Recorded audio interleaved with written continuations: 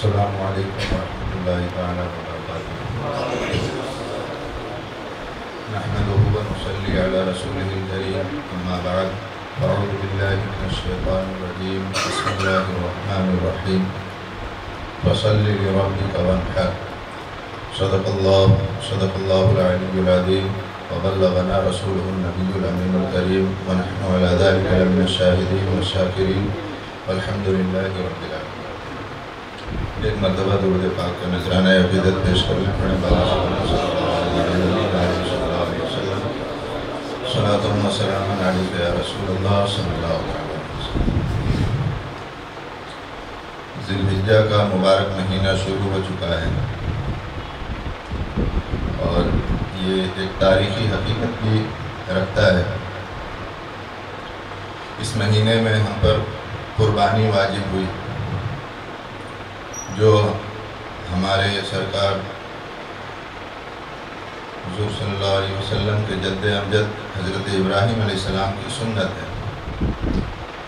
تو اس قربانی کی بھی دیگر عبادتوں کی طرح ایک حقیقت ہے کہ قربانی کیوں کی جاتی ہے، اس کی کیا حقیقت ہے۔ ثواب کے تعلق سے تو حافظ صاحب نے بتایا کہ ہر بال کے بدلے نیکی ہے، ہر اون کے بدلے نیکی ہے، لیکن اس کی حقیقت کیا ہے، اس کی وجہ کیا ہے، کیوں قربانی ہم پر کرنا واجب ہے۔ تو جس طرح دیگر تمام عبادتوں کے تعلق سے ہے کہ اس کی ایک حقیقت ہے، جیسے نماز ہم پر کیوں فرض کی گئی، تو ظاہری طور پر نماز ہمیں وقت کی پابندی سکھاتی ہے۔ ظاہری طور پر اس سے ہمیں وقت کی پابندی کا اندازہ ہوتا ہے۔ فجر کی نماز اس کے وقت پر پڑھنا ضروری ہے، اسی طرح ہر نماز اس کے وقت پر پڑھنا ضروری ہے۔ تو اس سے ہمیں پتہ چلتا ہے کہ وقت جو اللہ تعالیٰ کی بہت بڑی نعمت ہے، اور یہ ایسی نعمت ہے کہ جو ایک مرتبہ آپ کی زندگی سے گزر جائے تو وہ دوبارہ نہیں آ سکتا وہ وقت۔ یہ بہت بڑی نعمت ہے، اور آخرت میں جو سب سے زیادہ افسوس ہوگا اسی پر ہوگا کہ کاش میں نے دنیا میں کچھ کر لیا ہوتا، اپنے وقت کو کام میں لگا لیا ہوتا۔ تو نماز جو 5 وقتہ ہے، اس کی حقیقت یہ ہے کہ ہمیں وقت کے بارے میں وقت کی اہمیت بتائی جاتی ہے کہ وقت کی کیا اہمیت ہے، اور باطنی طور پر یہ ہے کہ آپ کے دل میں عاجزی پیدا ہو، اللہ کے سامنے جھکنے کا جذبہ پیدا ہو، خشوع خضوع۔ باطنی طور پر اس کا مقصد کیا ہوا کہ ہمارا دل نرم ہو، اللہ کے آگے جھکنے والا ہو، ہمارے اندر اکڑ نہ پیدا ہو کہ ہم کسی کے آگے نہیں جھکتے۔ تو یہ اس کا باطنی فائدہ ہوا، اور اس کا فائدے کا مطلب یہ ہے کہ جس نے اللہ کے لیے اپنی گردن جھکائی تو اللہ اسے بلند فرما دیتا ہے۔ اسی طرح دوسری تمام عبادتیں بھی ہیں۔ روزہ ہے تو اس کی حکمت یہ ہے کہ آپ کا باطن صاف کیا جاتا ہے۔ مطلب کیا ہے کہ آپ کے پاس سب کچھ ہوتے ہوئے بھی آپ اللہ کے حکم سے رکے ہوئے ہیں، آپ نہیں کھا رہے ہیں، نہیں پی رہے ہیں۔ تو ایک طرح سے صبر کی تعلیم بھی ہے کہ کیسے صبر کرنا ہے، اور دوسرے اعتبار سے آپ کے روح کو پاکیزہ کیا جاتا ہے۔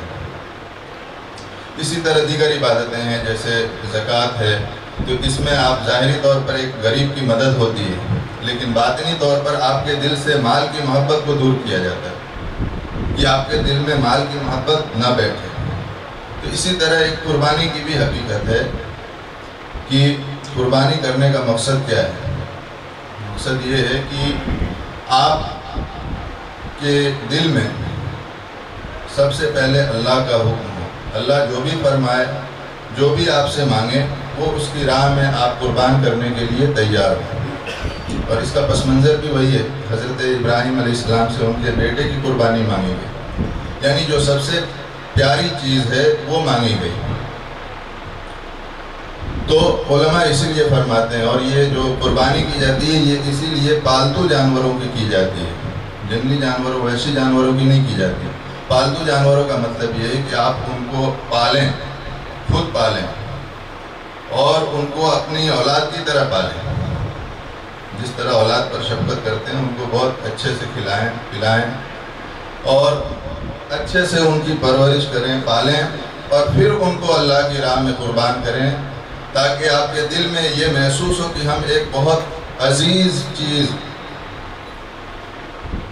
اس جانور کی محبت بھی آپ کے دل میں بس جائے گی. جانوروں سے انسان کو زیادہ محبت ہو جاتی ہے، جانور بھی مقابلے میں محبت دیتے ہیں. تو آپ اس سے لگاؤ رکھیں گے اس جانور سے، تو اس کی محبت آپ کے دل میں یقینی طور پر بیٹھے گی، اور پھر آپ اس کو اللہ کی راہ میں قربان کریں، اور وہ بھی اپنے ہاتھوں سے، کیونکہ اپنے ہاتھوں سے کرنا یہ سنت ہے. اپنی قربانی کسی دوسرے سے نہ کروا کے اپنے ہاتھوں سے کرنا یہ سنت ہے. کیونکہ اس میں مقصد کیا ہے کہ اللہ کی راہ میں آپ ایک ایسی عزیز اپنی پیاری چیز کو قربان کر رہے ہیں، ایسی پیاری چیز کو جس کو آپ چاہ نہیں رہے ہیں قربان کرنا، آپ کا دل نہیں چاہ رہا ہے، لیکن پھر بھی اللہ کا حکم ہے اس لیے آپ قربان کر رہے ہیں. تو یہ اس کی حقیقت ہے کہ اللہ کی راہ میں جس طرح آپ کے دل میں مال نکالنے کا جذبہ ہو جو زکوٰۃ سے پورا ہوتا ہے، اسی طرح آپ کے دل میں کسی کی جان بھی قربان کرنی ہو اللہ کی راہ میں، وہ بھی جذبہ پیدا ہو. تو اس سے سمجھ میں آتا ہے قربانی کا اصل مقصد یہ ہے کہ اپنی کوئی عزیز چیز کو، پیاری چیز کو قربان کریں. یہ نہیں کہ گئے ایک دن پہلے اور ایک جانور کو لے کے چلے آئے، یا کہیں حصے میں نام لکھوا لیا اور وہاں پہ قربانی ہو گئی، تو اس سے وہ مقصد حاصل نہیں ہوتا. ہاں، یہ فریضہ ادا ہو جائے گا، یہ جو قربانی کا وجوب ہے یہ آپ کے سر سے ختم ہو جائے گا، لیکن جو اس کا مقصد ہے وہ حاصل نہیں ہو پائے گا. مقصد کیا ہے کہ آپ کے دل کے اندر وہ احساس پیدا ہو کہ آپ نے ایک بہت عظیم چیز اللہ کی راہ میں قربان کی ہے. تو اس کے لیے علماء فرماتے ہیں کہ خود جانور کو پالے، اپنے ہاتھوں سے پالے اور اپنی اولاد کی طرح اس کی پرورش کرے، اور پھر اپنے ہاتھوں سے ہی اللہ کی راہ میں اسے ذبح کرے. یہ سنت ہے.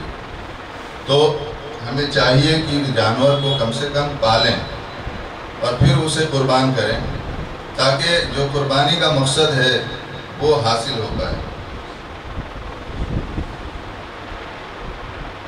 اب یہ کچھ مسائل بھی بیان کر دوں آپ کے سامنے. قربانی کس پر واجب ہوتی ہے؟ سب سے پہلا مسئلہ یہ کہ کون لوگ ہیں جن پر قربانی واجب ہوتی ہے. تو قربانی واجب ہونے کے لیے مسلمان ہونا ضروری ہے، عقل مند ہونا ضروری ہے، بالغ ہونا ضروری ہے، اور مالک نصاب ہونا ضروری ہے. کہ مالک نصاب یعنی جس شخص پر زکوٰۃ فرض ہوتی ہے وہی اس شخص پر قربانی بھی فرض ہوتی ہے. لیکن زکوٰۃ اور قربانی کے مالک نصاب میں تھوڑا فرق ہے کہ زکوٰۃ کے لیے ضروری ہے کہ جو مال آپ کے پاس ہے اس پر 1 سال گزر جائے، 1 سال کے بعد اس کی زکوٰۃ نکالنی ہے. لیکن قربانی میں یہ شرط نہیں ہے. اگر آپ قربانی کے دن بھی 10ویں ذی الحجہ کے دن بھی اگر آپ اتنے مال کے مالک ہو گئے تو آپ پر قربانی واجب ہو جائے گی. اس میں 1 سال کی شرط نہیں ہے کہ 1 سال پہلے سے ہمارے پاس اتنا مال ہو تب ہم پر قربانی ہوگی، بلکہ جس دن اگر قربانی کے دن بھی اتنے روپیے آ گئے، اتنے پیسے آ گئے تو آپ پر قربانی واجب ہو جاتی ہے، کرنا ضروری ہے. اور یہ مال کتنا ہے، کتنے مال پر قربانی واجب ہوتی ہے، تو اس کی مقدار بھی وہی ہے جو زکوٰۃ میں ہے. زکوٰۃ کا جو مالک نصاب ہے وہی اس کا مالک نصاب ہے. مطلب کیا ہے کہ 7.5 تولہ سونا یا 52.5 تولہ چاندی یا اتنی ہی مالیت کا کوئی سامان اس کے پاس غیر ضروری، جس کو اپنی ضرورت میں وہ استعمال نہ کرتا ہو. جیسے کوئی تجارت کر رہا ہے تو اس کی دکان میں سامان پڑا ہوا ہے تو وہ سامان اتنے کا پہنچ جائے. اور یہ جو مقدار بتائی ہے 52.5 تولہ چاندی یا 7.5 تولہ سونا، تو اس کی روپیوں میں جو ہے، پیسوں میں اس کی مقدار 60,000 ہوتی ہے لگ بھگ. ہاں، 52.5 تولہ چاندی کی قیمت 60,000 ہوتی ہے. تو اگر کسی کے پاس اتنے پیسے ہیں، سونے چاندی نہیں ہے، اتنے پیسے ہیں یا اتنے پیسوں کے برابر اس کے پاس مال ہے، تو اس کے اوپر قربانی واجب ہو جاتی ہے. یہ ہوا کہ قربانی کس پر واجب ہوتی ہے. تو اب اس طرح سے آپ اپنی قربانی، یعنی آپ خود مالک نصاب ہیں، 60,000 کے مالک ہیں، تو آپ پر بھی واجب ہے. موبائل یہ ضروری چیزوں میں سے جس کو ہم استعمال کرتے ہیں، جیسے موبائل ہے، گاڑی ہے، اپنا گھر ہے، کپڑے ہیں، یہ سب ضروری چیزیں ہیں. اس کو چھوڑ کر کے، ان کو ہٹا کر کے دوسرے جو سامان ہیں ہمارے پاس جن کی ضرورت ہمیں ہمیشہ نہیں پڑتی، غیر ضروری ہے، جیسے 2-3 موبائل ہوں تو ایک کی ضرورت ہے آپ کے پاس. اگر موبائل ایک ہی ہے تو ایک تو ضرورت میں آ جائے گا، لیکن اگر ایک سے زیادہ ہوں اور ان کی ضرورت نہیں ہے، یہ بھی شرط ہے، یعنی 2 ہوں 2-3 ہوں بزنس کے لیے رکھا ہو تو بھی ضرورت میں شمار ہوگا. تو ضرورت کے علاوہ ہو 2-3 گاڑیاں ہیں آپ کے پاس لیکن ایک ہی گاڑی آپ استعمال کرتے ہیں تو جو 2 بچی ہیں وہ آپ کی ضرورت کے علاوہ ہوئی. اب ان کے پیسے لگائے جائیں گے, وہ مقدار کو پہنچ گئی تو پھر اس پر قربانی واجب ہے.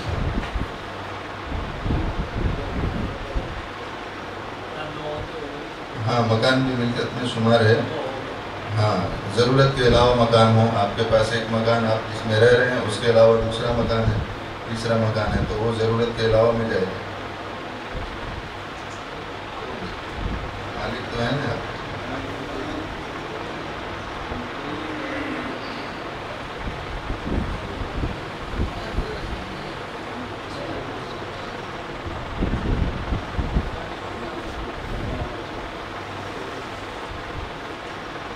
یہ ہو گیا کہ قربانی کس پر واجب ہوتی ہے. پھر قربانی کرنے کا وقت کیا ہے؟ تو قربانی کرنے کا وقت یہ ہے کہ عید کی نماز کے بعد قربانی کا وقت شروع ہوتا ہے. نماز سے پہلے اگر کسی نے قربانی کر دی تو اس کی قربانی نہیں مانی جائے گی. اور یہ 3 دن ہے, 10 ذی الحجہ, 11 ذی الحجہ اور 12 ذی الحجہ. اور نماز کے بعد سے اس کا وقت شروع ہوتا ہے اور مغرب سے پہلے مغرب کے بعد بھی اگر کرے گا تو قربانی مان لی جائے گی لیکن مکروہ ہوگی. تو مغرب سے پہلے تک یہ قربانی کا وقت ہے. اب دوسرا مسئلہ یہ ہے کہ جانور کیسا ہونا چاہیے. برات کے ساتھ نہیں فارمنگ تو مغرب سے پہلے کیونکہ مغرب کے بعد وہ 13ویں تاریخ شروع ہو جائے گی, تاریخ بدل جائے گی.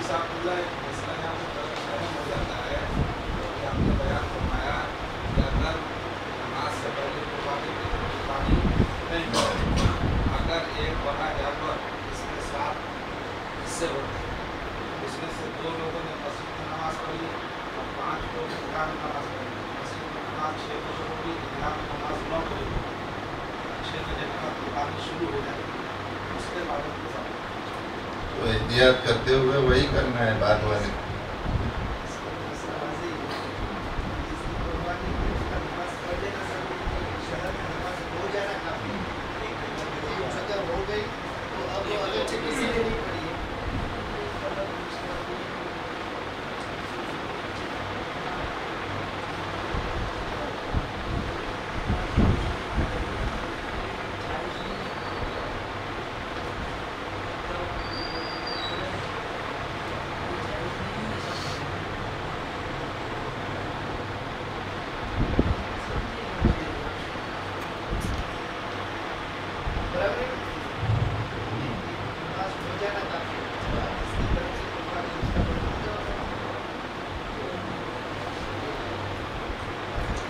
اختلاف سے بچنے کے لیے یہی ہے کہ سب ساتھ میں ہو جائیں, ایک ساتھ اجازت دے دیں پھر اس کے بعد قربانی کریں.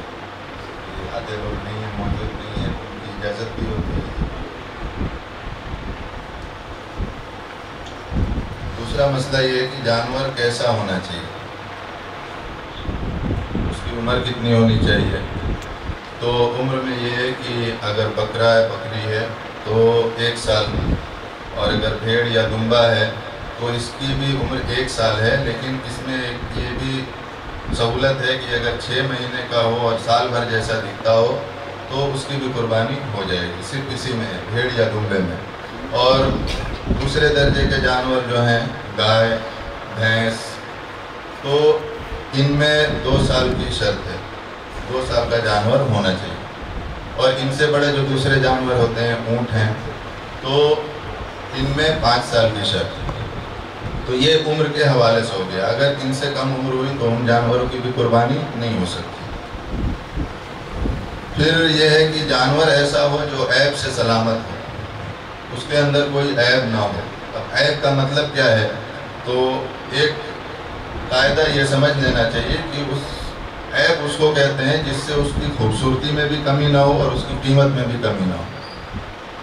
مطلب جس سے قیمت میں اگر کمی آ جا رہی ہے تو وہ عیب ہے, اور جس سے اس کی خوبصورتی میں کمی آ جا رہی ہے وہ بھی عیب ہے.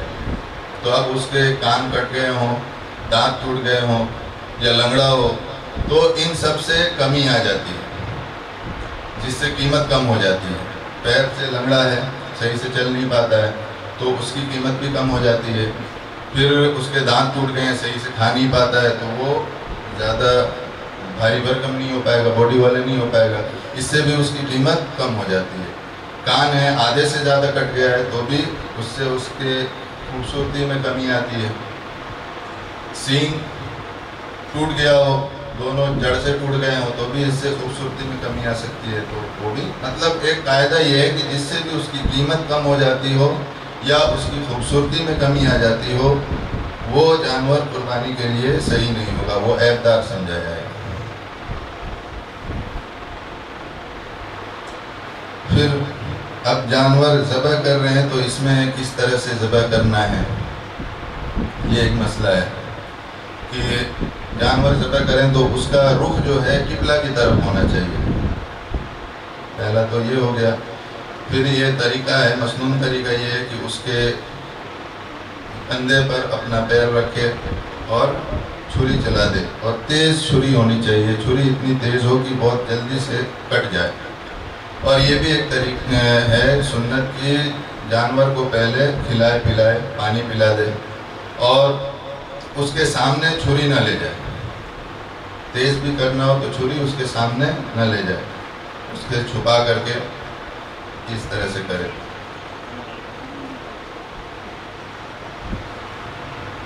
پھر ایک یہ بہت اہم مسئلہ ہے کہ ذبح کرتے ہیں تو اس میں رگیں کاٹنی ہیں.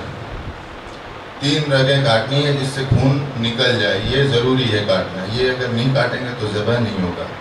اور پھر جلدی خون نکالنے کے لیے قصاب لوگ یہ کرتے ہیں کہ الگ سے چھرا مار دیتے ہیں دوسری جگہ، نس پھٹ جاتی ہے جس کی وجہ سے خون نکلتا ہے. تو یہ بھی کرنا نہیں ہے. 3 رگیں کاٹ کے چھوڑ دینا ہے، جانور شانت ہو جائے، پھر اس کے بعد اس کی چمڑی وغیرہ اتارنی ہے.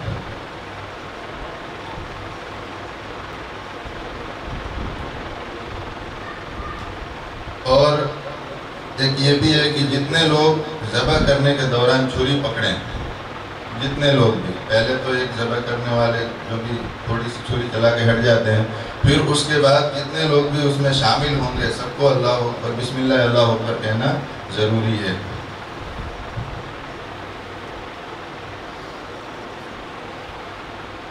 پھر قربانی ہو جانے کے بعد سنت طریقہ یہ ہے کہ گوشت کی تقسیم کرے، 3 حصے لگائے. ایک حصہ اپنے لیے، ایک حصہ اپنے رشتہ داروں اور دوستوں کے لیے، اور تیسرا حصہ غریبوں اور مسکینوں کے لیے.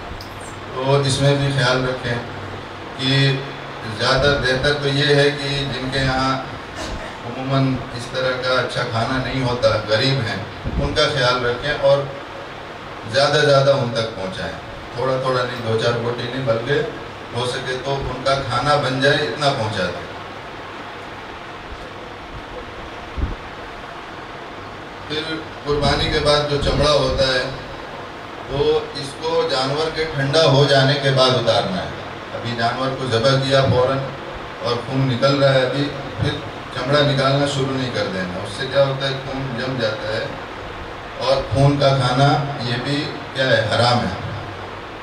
تو خون کو نکلنے دینا ہے، پہلے شانتی سے خون نکل جائے، پھر اس کے بعد جو بھی کرنا ہے، چمڑا اتارنا ہے، یہ کرنا ہے. اور چمڑا جو ہے اس کو صدقے میں دینا یہ جائز ہے. اس کو آپ بیچ نہیں سکتے، نہ ہی قصاب کو دے سکتے ہیں اجرت کے طور پر کہ یہ تیرا نے جو ذبح کیا، یہ گوشت کاٹا، اس کے بدلے میں یہ چمڑا لے لے. تو یہ کرنا بھی جائز نہیں ہے. تو اس چمڑے کو یا تو آپ بیچ کر کے خود ہی اس کے پیسے کسی کو صدقہ کر دیں، یا یہ کہ کہیں جہاں لیتے ہوں صدقے کے طور پر وہاں دے دیں. اب یہ مسئلہ آتا ہے قرض دار. کچھ مالک نصاب ہوتے ہیں لیکن ان پر قرض ہوتا ہے، تو اس صورت میں ان کو مالک نصاب مانا جائے گا یا نہیں؟ ان کے پاس فی الحال اتنا مال تو ہے کہ اس کی وجہ سے وہ مالک نصاب ہو جاتے ہیں، لیکن ان کے سر پر اور بھی قرض ہوتا ہے. تو آج کل جو یہ لون کی سسٹم ہے تو اس میں ہر مہینے کچھ نہ کچھ رقم دینا ہوتا ہے. تو مثال کے طور پر کسی کے پاس اگر 5 لاکھ روپے ہیں اور اس کے پاس اس کے سر پر 5 لاکھ کی ہی لون ہے، تو اب وہ قرض کی وجہ سے اس کے پاس ایک بھی روپیہ نہیں بچے. لیکن لون میں کیا ہوتا ہے کہ ہر مہینے آپ کو دینے ہیں. ایک مہینے کے آپ قرض دار ہوتے ہیں, اگلے مہینے میں دوسرا قرض ہوتا ہے. تو 5 لاکھ ہے, اس میں آپ کا ہفتہ 20,000 کا ہے مثال کے طور پر, تو ایک مہینے میں آپ کو 20,000 ہی دینا ہے. یعنی اس مہینے میں آپ صرف 20,000 کے قرض دار ہیں, آپ پورے کے قرض دار نہیں ہیں. پورے کے قرض دار وہ آپ ہر مہینے کے لحاظ سے ہیں, تو اتنے کو اس رقم سے نکالیں گے. 5 لاکھ کی لون ہے لیکن ایک مہینے میں آپ کو 20,000 دینا ہے, تو صرف 20,000 کو وہاں سے مائنس کریں گے, کیونکہ اس مہینے میں آپ کے اوپر اتنا ہی قرض ہے, اس سے زیادہ نہیں. وہ مجموعی طور پر رقم ہے 5 لاکھ, تو وہ 5 لاکھ آپ کو اسی مہینے میں نہیں دینا ہے, وہ 5 سال میں دینا ہے. تو اس مہینے آپ کو جتنا دینا ہے اتنا ہی قرض مانا جائے گا. تو اگر قرض نکالنے کے بعد, قرض کی رقم نکالنے کے بعد بھی مالک نصاب وہ رہ رہا ہے, تب اس پر قربانی واجب ہے. ورنہ قرض نکالنے کے بعد اگر اس کے پاس کچھ نہیں بچ رہا ہے تو پھر اس کے اوپر قربانی واجب نہیں ہے.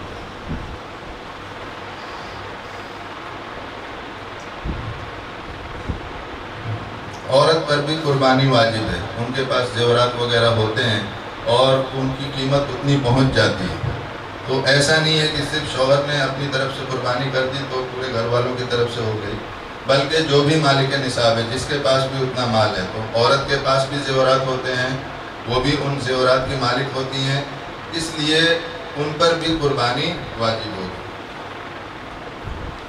اور عورت بھی قربانی کر سکتی ہے خود, اس کو طریقہ معلوم ہونا چاہیے. عورت قربانی کر سکتی ہے. اور مرحومین کی طرف سے قربانی کرنا بھی یہ سنت ہے, لیکن پہلے کیا ہے کہ آپ پر واجب ہے اس کو ادا کریں, اور پھر اس کے بعد اگر آپ کے اندر اتنی استطاعت ہے, اتنا مال ہے, تو مرحومین کی طرف سے بھی, سرکار کی طرف سے بھی کر سکتے ہیں.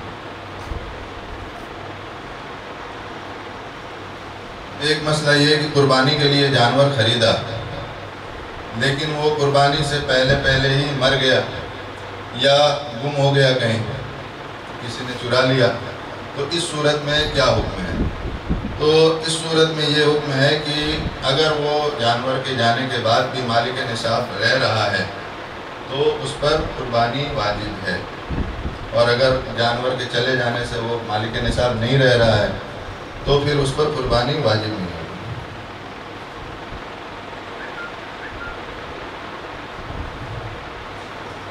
قربانی کا گوشت یا اس کا کوئی بھی حصہ یہ بیچنا بالکل بھی جائز نہیں ہے, قطعاً حرام ہے.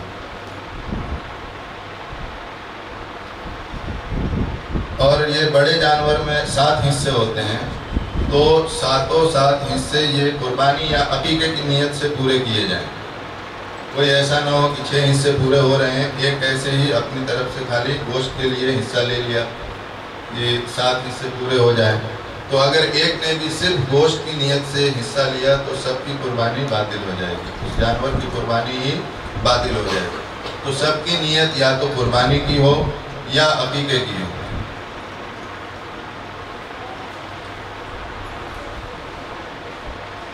اب یہ جانور کے کچھ حصے ہوتے ہیں ان کے جسم میں جن کا کھانا جائز نہیں ہوتا ہے, تو وہ کون سے حصے ہیں؟ تو حدیث پاک میں جانور کے جو حصے منع کیے گئے ہیں وہ 7 ہیں. ایک ہے پیشاب کی تھیلی, مثانہ بولتے ہیں اس کو, پھر ایک ہے پتے کی تھیلی, اور ایک خصیے, عضو تناسل, دونوں اگر نر جانور ہے مادہ جانور ہے تو دونوں کے عضو تناسل, ان کی شرم کا, اور ایک ہے ناف کے نیچے کی چربی. تو ناف کے نیچے کی چربی, بقیہ چربی سب جائز ہیں, لیکن ناف کے نیچے کی چربی کے بارے میں ہے کہ یہ گندی ہوتی ہے. اور ایک غدود, غدہ بولتے ہیں, جو گوشت کے اندر وہ کڑک ہو جاتا ہے گوشت, وہ بھی گندگی ہوتی ہے. تو اصل یہ ہے قرآن پاک میں وَيُحَرِّمُ عَلَيْهِمُ الْخَبَائِثَ کہ اللہ رب العزت نے ان کے اوپر گندی چیزوں کو حرام کیا, گندی چیزوں کو حرام کرتا ہے. تو گندی چیزوں میں جو بھی آئیں, اسی کو سامنے رکھتے ہوئے ہمارے علماء کرام نے کہا کہ اوجڑی کا کھانا بھی جائز نہیں ہے. حالانکہ یہ 7 چیزوں میں اس کا شمار نہیں ہے جو سرکار نے فرمائی ہے, لیکن چونکہ ان 7 چیزوں میں کیا ہے، گندگی والی چیزیں ہیں یہ 7، تو ان سب کی وجہ حرام ہونے کی یہ ہے کہ یہ گندی چیزیں ہیں۔ تو اسی طرح اوجھڑی بھی جو ہوتی ہے وہ بھی گندی ہوتی ہے، تو اوجھڑی کا کھانا بھی جائز نہیں ہے، اس میں آتے وغیرہ ہیں، سب آ جاتے ہیں، جو بھی پیٹ کے اندر اوجھڑی کے اندر جو بھی چیزیں آتی ہیں ان کا کھانا جائز نہیں ہے۔